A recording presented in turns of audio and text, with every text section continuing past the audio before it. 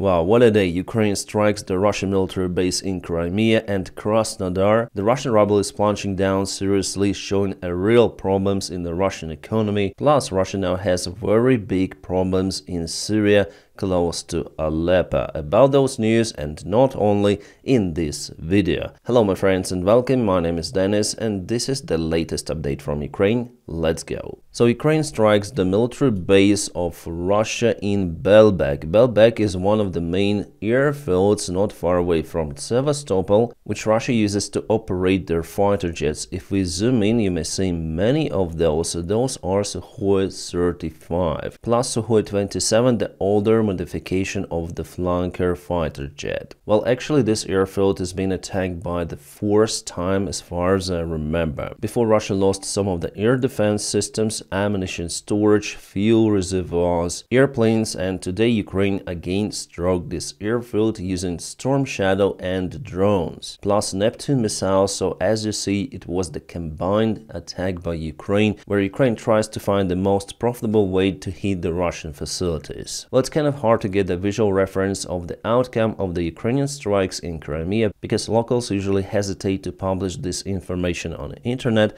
but this time we have just this picture with the smoke coming from the ground. I know this place, this is definitely Lyubimovka, not far away from Belbek. Well, as usual, Russians report that they've shut down everything, all of the Storm Shadows, Neptunes and so on, but you may clearly see the ground kaboom was in the place. What was hit there, well, it's early to say. I'm gonna wait for the satellite images or some of the photos appear in internet from the place. And this is the Russian Krasnodar region just an hour ago.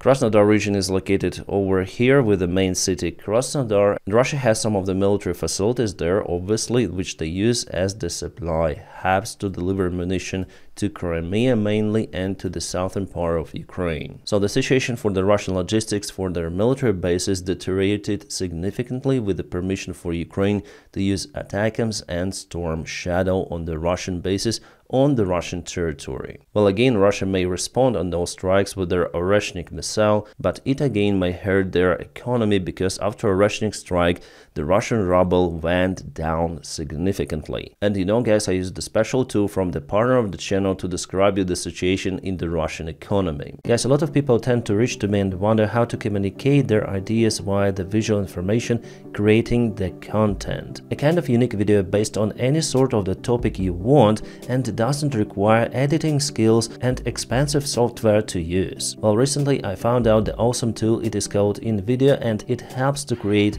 any sort of the visual content just with the help of the prompt text. Let me show you how it works. For example, create a 1-minute video about the Russian economy decline because of the war in Ukraine. Audience, general public, platform, YouTube, let's go. So guys, let's check out the final result.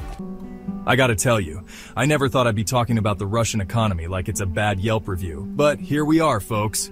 Putin thought he could just waltz into Ukraine like it was an all-you-can-invade buffet. These sanctions are hitting harder than a disappointed babushka's slipper. The ruble?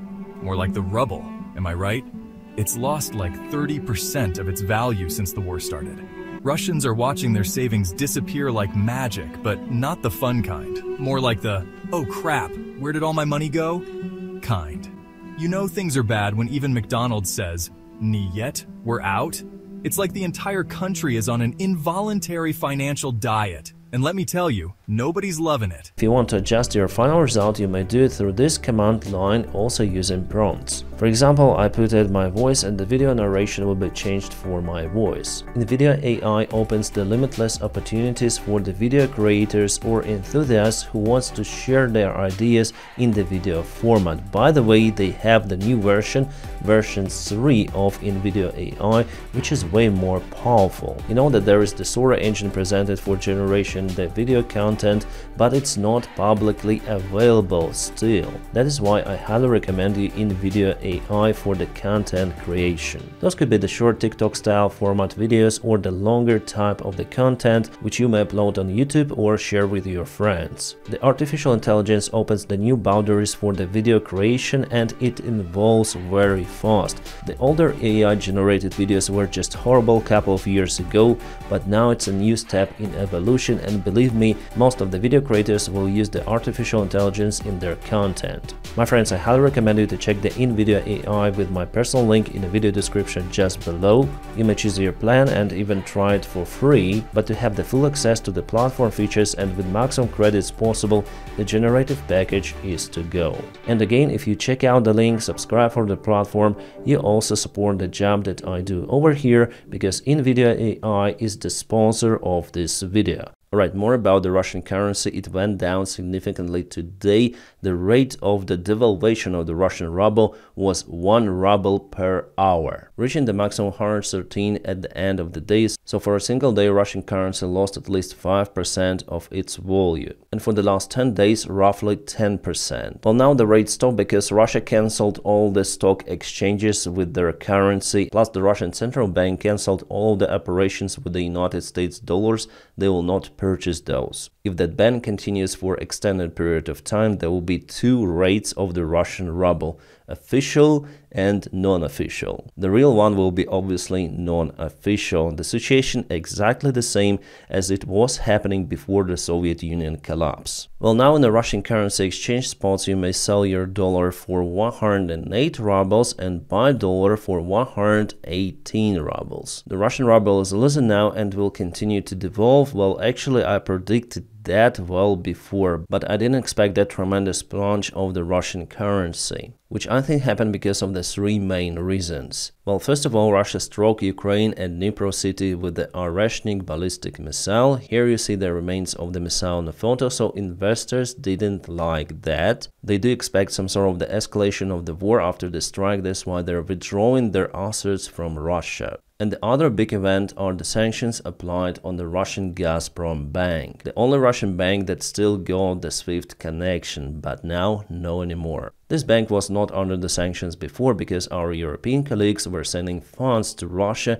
then they were purchasing the natural gas. So the United States officials say that enough is enough, we can apply sanctions on that. Well, actually, after all, this situation is profitable for the United States of America because they sell their gas, the liquid gas, now to Europe. They're replacing the Russian natural resources with their presence on the market. Well, from one side, this gas is more expensive, but from the other side, you are not sponsoring the dictatorship regime in Russia, which is a direct threat of the national security in Europe. Yeah, we understand that because gas is not that cheap any longer, the European economy will face some of the challenges. But the European Union countries were purchasing less and less of the Russian gas for almost 3 years now, and unfortunately there is no way out for the European economy rather than to reform itself to function on more expensive resources. Yeah, the situation is kind of hard really, but there is no other way out, unfortunately, because the situation that Russia obtains more funds from the European Union by selling their gas compared to what Ukraine gets to support its military from the same European Union is very strange. The previous policy of Europe, where they bet their security for the cheaper resources, didn't really work out. And actually here I agree with one of the Donald Trump's statements when he was a president of the United States, where he stated that the United States is the guarantee and security ally of Germany, but at the same time Germany supports Russia a lot by purchasing their gas and other resources. So your partner supports the military of the country, which potentially is your enemy. Interesting. Well, now with the sanctions applied on the Russian Gazprom bank, it's getting hard for Europe to trade with Russia. And that's how we see the Russian economy and ruble reacts. And you know, the Kremlin spokesman Peskov reassured Russians that they will not feel the dramatic drop of the Russian ruble because they receive the salaries in rubles, not in the United States dollars. Yeah, obviously. You know, all of the imported goods to Russia will rise dramatically in price, because after all, the prices of those are connected to the United States currency or to the European currency, whatever. But you know, Russians will not feel it. They will continue to receive their salaries in the Russian rubles.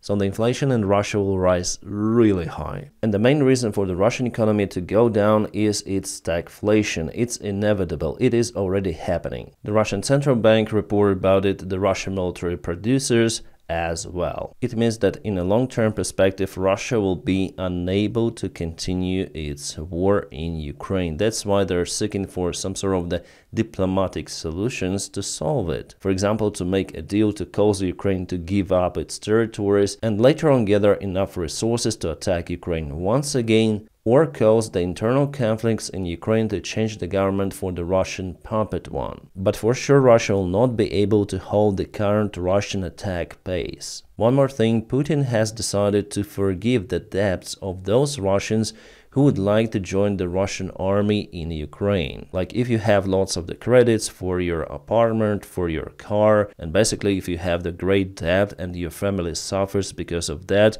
everything of that could be forgiven by the Russian regime if you join the Russian army. So I do expect that many more Russians will apply as volunteers into the Russian army. Yeah, after all, those Russians would probably kaput their lives, but at the same time their families will get rid of this bargain. The Russian system is kind of interesting. At first, they introduced the poverty as the standard for Russia outside Moscow and St. Petersburg, and now simply people have to put their own lives at the stake to get rid of the poverty of their own and their families. I'm not trying to find the excuse for the Russian military volunteers, but that's how the Russian system works. Alright, if we are here, let's go to the military map update. It was yesterday, it is today. There is no Russian movement in Kurahovo direction, which is good, but there is the movement in Pokrovsk direction. So Russia attacks sometimes in Kurahovo, sometimes in Pokrovsk, and we understand that they want to advance from this side, and later on they'll go to Mirnograd and Promen to take Pokrovsk in Klaus as they usually do. This is the Russian armored convoy in the east. They again attack using their tanks and BMPs. The tank goes in the front, and after it some of the BMPs with infantry. The convoy was spotted by Ukrainian defenders. FPV drones were used to target it, and later on the Ukrainian tank went to the position to finish the Russian infantry forces, which after landing were hiding in this range. So every day Russia has tremendous losses. A great statistics for the Russian Lancet drones. It seems like Ukraine found out the way how to handle the threat. Here you can see the number of the Lancets detected on the front lines per each month. For example, in August it was 180 units of the Lancets. Yeah, this month is not yet over, but Russia used much less Lancets than before, because Ukraine uses the new tactics of the FPV air defense, where the Russian not Lancets but the Russian surveillance drones, which are quite slow and clumsy, are being intercepted by the FPV drones. So Russia actually requires 2 times of the drones to operate the scheme successfully. And the thing that it has mostly happened with the help of the Ukrainian volunteers, not the government, who introduced this new technique of the usage of the FPV drones in the Ukrainian army. So well done, volunteers, you do awesome job. There is also the light change in the course direction, so over here Russia took control over this part of the settlement, plus they started their advancement towards Plekhova, so again yesterday and today. Well, if you go like in the beginning of October, you may see this territory was under Ukrainian control, and it is now Ukraine lost 40% of the territory of the Kursk region, which was previously under Ukrainian control. And there is no scenario any longer where Ukraine may advance from this side once again. Simply, there is not enough resources, and Russia gathered lots of the forces in this area. We're speaking about 50,000 troops. And what we also see that the Russian strikes currently in the Kursk region are not that successful as they used to be. For example, here Russia lost lots of the forces, armored vehicles. We're speaking about in general thousands of the forces which Russia lost because of the Kursk operation. Yes, Ukraine also has losses, but much less compared to the Russian army. And you know, the fight for this crossroads still continues. It is a very important place. If Russia takes it under control, they will cut this entire part. An unexpected movement happened from the Syrian opposition today. They started their massive attack against the Syrian Assad regime not far away from Aleppo city. And actually, they took quite a lot of the ground, mostly the assault with the light vehicles like pickups. They also have lots of the infantry forces and somehow rocket artillery systems. The fight is happening just a few miles away or a few kilometers away from Aleppo, so there is the huge risk for the Assad regime in that city. Previously, Aleppo was just bombed by the Russian Air Force. They demolished lots of the buildings. It was a very big tragedy, but that's how the Russian military work. They ground level everything. Mariupol, Bakhmut, Avdiivka, Aleppo in Syria, Grozny in Chechnya, everything of that was destroyed. From what I understand, the opposition forces are backed by Turkey. So if you think that Russia and Turkey are some sort of the friends, no, they are not. And you know, this breakthrough is kind of the unexpected from what I see for the Assad regime. The United States urges Ukraine to lower fighting age to 18 years old to bolster ranks, officials say. Well, honestly, I highly disagree with that policy, because if Ukraine lowers the age to 18 years old, it will not just destroy its own population, but all of the perspectives for the future. Well, I guess I already showed you the diagram here, so if we speak about 18 up to 25 years old, so this gap, it's the lowest population available, it's the reproductive population of Ukraine. Why is it the decline of the population? Well, basically because after the Soviet Union collapse, people didn't want to make kids because of the very terrible situation, I mean economic situation in the country. In 1980s, then the situation was better, people gave birth to the children, and this is the age group which mostly now fights on the front lines. But according to some of the officials in the United States, this group is not enough. So they want Ukraine to lower the age to this group, which is almost half of what we have over here, and this group is the most critical for the further growth of Ukraine. We're speaking about the most reproductive and working age group between 18 and 25, the future of Ukraine. So if Ukraine does it, it will be really hard to restore the population, almost impossible to restore it. There will be vast lands with no people living. And I heard also the voices that Ukraine should get some of the immigrants to the country. So what's the goal of the war in this case? If you lose Ukrainian identity, if you'll be replaced by some other culture, other nation. Well, luckily now the Ukrainian government understands that, and they don't want to lower the mobilization age. And yes, one more thing, not to lower the age, because it doesn't really matter if you fight against the Russian army, because in any case they'll have many more infantry forces than your army, because simply they have more population, this time more volunteers to join the army. In the future it could be a new mobilization in Russia, so they will have prevalently more forces compared to yours. The only way to fight the Russian army on the front lines is to have the state-of-art weaponry. More missiles, more artillery systems, more tanks, more airplanes. You cannot throw Russia with your own midwaves. It's not working like that. And I wonder why some of the United States officials still do not understand that. Well, luckily our government understands that, and they don't want to lower the age of mobilization of the Ukrainian man, despite the hard situation on the front lines, because they understand that it's just useless. So actually now with unlimited military support, Ukraine is being pushed for the mid-wave tactics, which is obviously not good, because Ukraine may end up without the further perspectives relative to its culture, its population. So there should be the realistic achievement of the war, because if you just annihilate your own population, the outcome of the war really doesn't matter whether you win or lose. Sometimes I also heard the calls to mobilize Ukrainian women. Well, it's just insanity. No, it will not happen. And here you see the progress. So after the Soviet Union collapse in 90s, there is a dramatic drop. Then it starts to restore a little.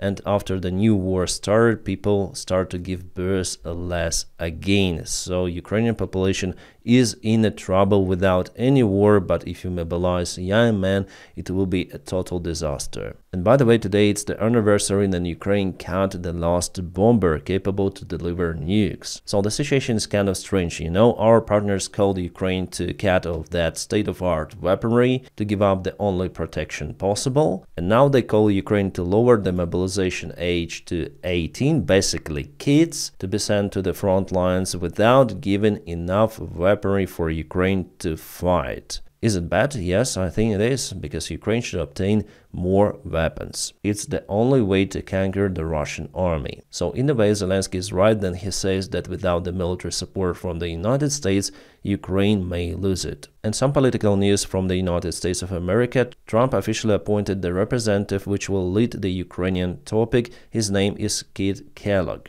I hope that I spelled his name correctly. Mr. Kellogg served in the United States Army for a very, very long time. And actually it was his idea for the future peace plan around Ukraine, like to give Ukraine more weaponry if Putin doesn't agree on a peace deal from Trump, or to cancel the military support of Ukraine if Zelensky doesn't agree on Trump's plan. And I guess that the plan is to freeze the war at the current front line. And about the Ukrainian NATO membership, or the membership of the Ukrainian controlled territory, it's better to say in this case, well, I don't think that in the next 4 years we're gonna see it. Well, honestly, Mr. Kellogg is not the worst candidate for that mediation position. And I would say that he is really intelligent, and he before criticized the action of Jake Sullivan. He said that Ukraine should have more support to win in this war. But if we speak about negotiations, we're not saying that Ukraine is winning this war. He said that then Kherson was liberated, then Ukraine was getting its territories back at the end of 2022. Mr. Kellogg said that Russia has enough defense for the long time to accumulate its forces for the further war. The good thing that this guy is not following the Russian propaganda, so he's not pro-Russian at all. So there's the chance that if Russia wouldn't like the Trump's deal, Trump will supply more weaponry to Ukraine, because Mr. Kellogg said about it before. He said that Ukraine should obtain more weaponry to win in this war. That's encouraging. Mr. Kellogg was in the Trump's administration before, during the first term of Donald Trump presidency. And after all, he has a huge military background. He was on command position in the United States Army during even Vietnam War, then the military campaign in Panama, Persian Gulf, so he knows how the things work from the military perspective. So I think that this guy is quite competent after all. But you know, guys, after all, I agree with the ex-foreign minister of Ukraine, Kuleba, that Trump can deliver a peace deal. Simply, it's not possible because Russia wants to occupy Ukraine. It's their main strategic goal, and you don't have the levers to act on Russia. The only way how you can deal with it is to supply Ukraine more weaponry. There is no other way out. Like what Donald Trump may propose to Putin, the current Ukrainian territories which Russia occupied, well, Russia has already occupied those. Russia wants more. Can Trump push Ukraine and Ukrainian government to give up Donetsk Oblast, Zaporizhia, Kherson Oblast to Russia? No, it's also not possible. Ukrainian government will never do it. Like Russia, here you go with our territories, let's make a peace with you. It's nonsense. And that's why I think that there is the possibility for the Trump's administration to continue the military support of Ukraine, because Putin would never agree on Trump's proposal to freeze the war at the current front line. Basically because he doesn't get any sort of the profit in this deal. Yeah, probably the only profit would be for Ukraine not to join NATO, but Ukraine wasn't taken in NATO even before. The perspectives for Ukraine to join NATO is close to zero in the nearby years, under any sort of the White House administration. So my prediction that the war will continue. Russian officials already stated they don't want to freeze this war according to the Minsk agreements too. That's why Russia will continue to pour more resources until their economy will just collapse. Actually, globally, it's the only way possible to stop Russia to collapse it. And Ukraine has no other way than to hold, to defend itself for all of that time before